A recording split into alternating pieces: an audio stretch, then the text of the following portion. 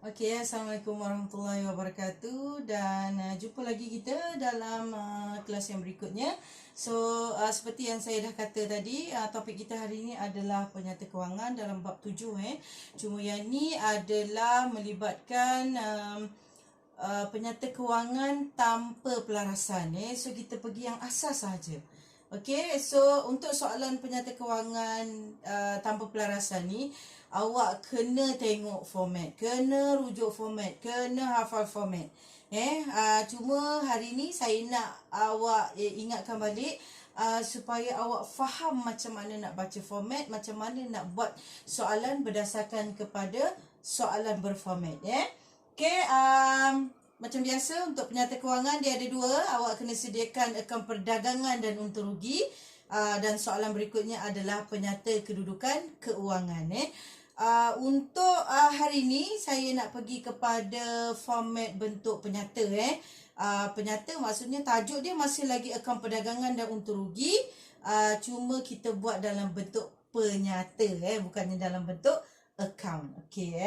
Baik, sebelum kita pergi kepada cara nak menjawab soalan, kita pergi dulu tips dia macam mana awak nak faham format penyata keuangan khususnya dalam akaun perdagangan dan untung rugi. Sebab PKK ni dia senang awak nak ingat. Sebab dalam kelas kita sebelum ni pun kita dah cerita pasal penyata kedudukan keuangan. Bila kita post angka-angka yang dalam jadual persamaan ke dalam penyata kedudukan keuangan. Okey, dalam format akaun perdagangan dan untung rugi, kat sini saya dah kelaskan kepada 3 benda yang awak kena tengok satu persatu. Yang pertama sekali, awak kena tengok formula untuk cari kos jualan. Kos jualan ni dia yang paling sukar tau dalam akaun perdagangan. Yang lain dia senang aja. Nak dapatkan kos jualan ni dia ada kebarangkalian untuk awak melakukan kesilapan tu memang tinggi. Baik, kita tengok dulu macam mana nak dapat kos jualan. Saya ingatkan balik apa yang saya dah ajar dulu masa awal bulan 3 hari tu. So nak cari kos jualan, inventory awal tambah geng belian. Saya sebut geng belian, bukannya saya sebut belian. So geng belian, kalau dia ada pulangan belian, dia kena tolak. You akan dapat belian bersih.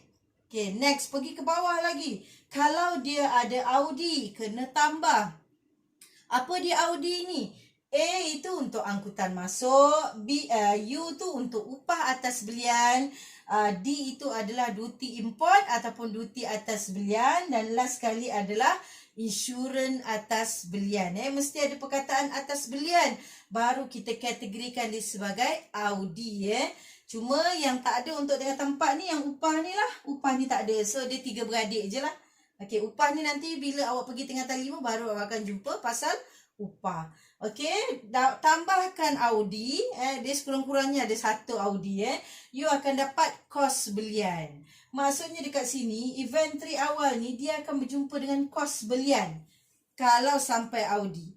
Dapat kos belian ni, kita tambah dengan inventory awal, you akan dapat KBDJ, kos barang untuk dijual. Next, you akan tolak dengan inventory akhir. Saya kata inventory akhir ni apa dia? Dia berada pada bawah soalan. Kalau dia bagi 2 nilai, so kita akan ambil nilai yang paling rendah, paling kecil. Tak kira lah dia harga kos ataupun harga pasaran, tapi kita akan ambil nilai yang paling kecil. Alright, you akan dapat kos jualan ni, baru dapat kos jualan. Belum lagi kita nak cari untung kasar. So nak dapat untung kasar, jualan akan tolak kos jualan yang kita dah dapat dekat atas tadi. So jualan kat sini dia bukan jualan saja. Dia ada geng. Dia macam belian tadi. Kalau dia ada pulangan, kena tolak, you akan dapat jualan bersih, baru tolak dengan kos jualan. You dapat untung kasar, kita nak cari untung bersih pula. So, kita akan tambah hasil tolak belanja. Yang ni senang sebab awak senaraikan sahaja. Yang susah adalah di bahagian kos jualan. Baik, kita akan pergi kepada soalan modul. Okey, berdasarkan kepada soalan modul, soalan nombor 2, modul 2. Topik penyata kewangan tanpa pelarasan biasanya kalau dalam peringkat soalan peperiksaan, tak kira lah dalaman ataupun peperiksaan SPM, biasanya soalan itu dia akan datang dalam bentuk imbangan duga. Imbangan duga ni awak belum belajar lagi sebab kita hanya baru sampai kepada buku tunai. Lepas buku tunai, kita akan pergi kepada ledger. Daripada ledger itulah baru kita akan sediakan imbangan duga. So, awak belum belajar lagi, tapi awak kena tahulah Baik, imbangan duga ni adalah senarai baki-baki akhir dalam ledger. Maksudnya dalam imbangan duga ni yang ada baki akhir saja kita masukkan di bawah imbangan duga.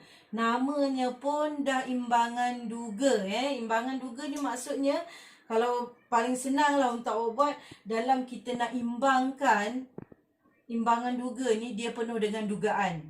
Itu maksudnya. Apa dia dugaan dia? Biasanya dugaan dia dekat bahagian ledger tu lah.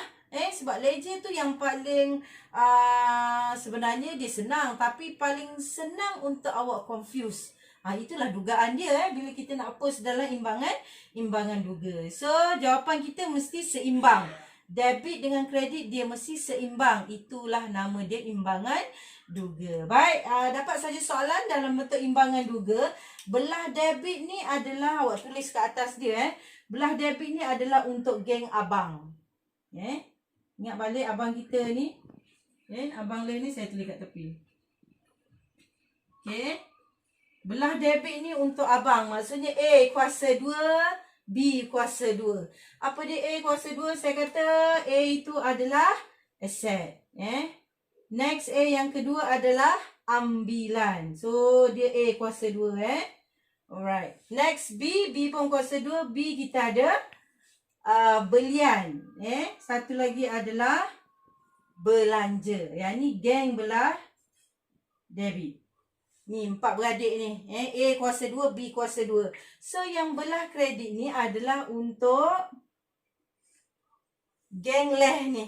Liability, equity dan juga hasil. So, semua sekali ada 5 lah. Okay. So, itu adalah imbangan duga. Okay, tadi kita dah kena pasti debit tu untuk siapa, kredit tu untuk siapa. Baik, saya cuma nak bagi contoh dekat sini sebab kita ada. Awak cari je jualan, belian, pulangan. Pulangan biasanya ada kat bawah So biasanya macam ni dia dah tentukan So jualan kita adalah hasil. So dia duduk belah kredit kat sini Awak rujuk soalan modul. Belian dia berlawanan, so dia belah debit. Okay, macam mana nak tentukan? Katakanlah awak tak ingat nama dia. Sometimes dia tak gunakan pulangan jualan, pulangan belian Kadang dia guna perkataan pulangan masuk dan juga pulangan keluar. Ataupun kalau soalan tu dia kejam lagi, dia tak tulis pun pulangan jualan, pulangan belian. Dia just tulis perkataan pulangan sahaja. Pulangan. Tapi dia ada angka belah debit, ada angka belah kredit. Okay. So dia ada 3 situasi soalan.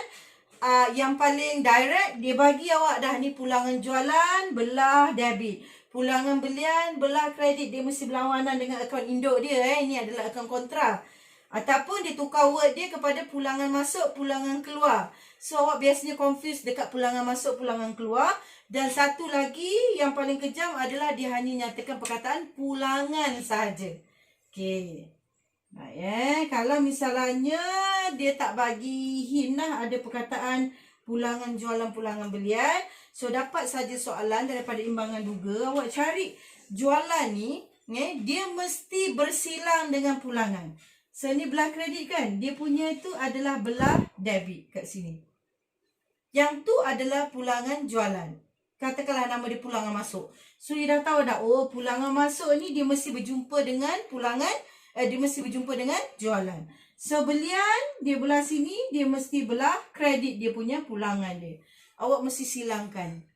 Silangkan dekat bahagian debit kredit So, kemudian awak bulatkan supaya awak nampak jelas. Oh, yang ni adalah untuk pulangan jualan, yang ni adalah untuk pulangan belian. Okey, itu untuk jualan, belian, pulangan. Okey, lepas kita dah discuss tadi imbangan duga, tugas awak adalah awak kena pasti istilah-istilah yang kita nak masukkan dalam PKK.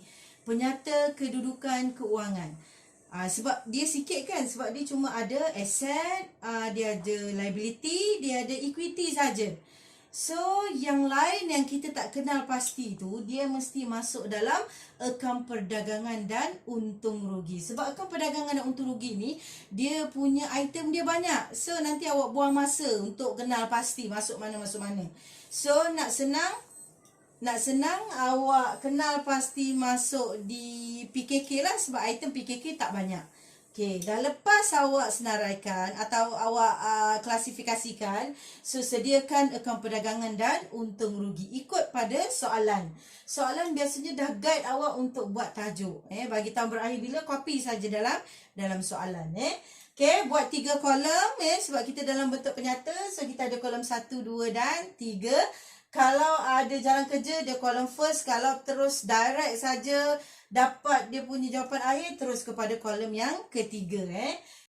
Okey, so kita bermula dengan hasil. So hasil kita adalah jualan. Jualan itu mesti tolak pulangan, dapat jualan bersih. So dapatkan, awak boleh terus je masuk pada kolom yang ketiga, tak ada masalah. Sebab dia geng dia itu je. So jualan, tolak pulangan, dapat jualan bersih sini. Okey, ni geng dia.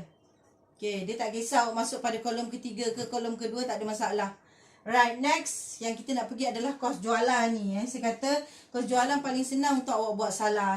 So first kali awak rujuk format. So kita mula dengan inventory awal. Inventory awal dia sebab dia single dia belum lagi jumpa geng belian. So dia duduk pada kolom yang kedua ni. Jangan salah, kolom yang kedua Okay, so geng belian dia akan pergi pada kolom pertama. Sebab belian dia mesti ada pulangan. Kena tolak saya kata you akan dapat belian bersih. So kat sini masih lagi bawah ni.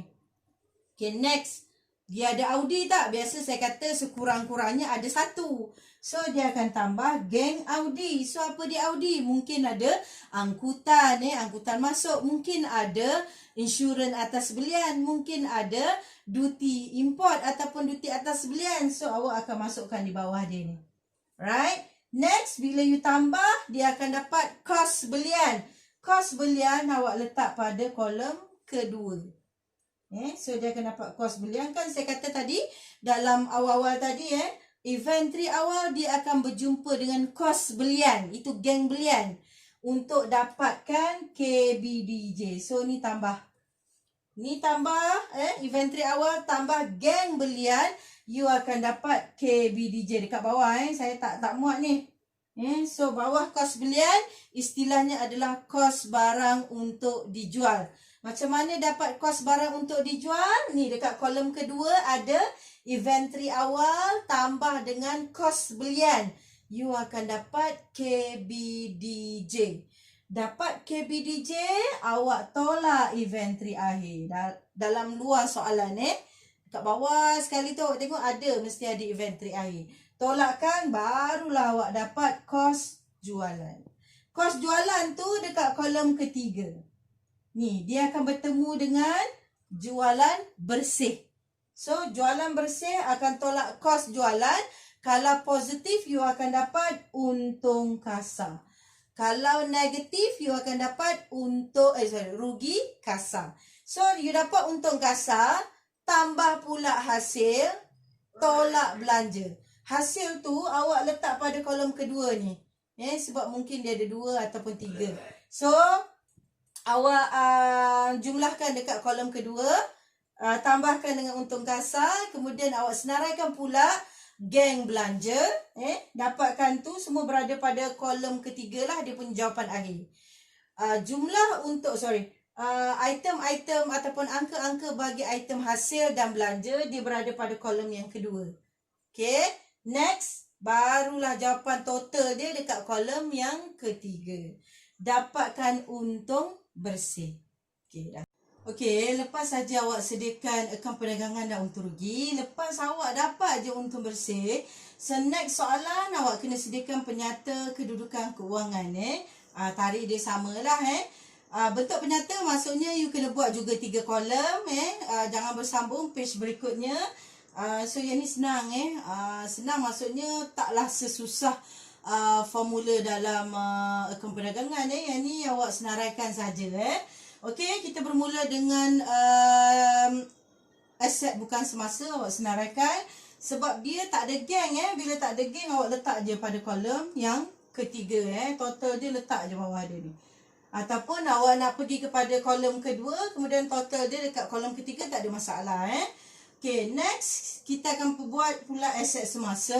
Aset semasa ni 4 beradik ni taib.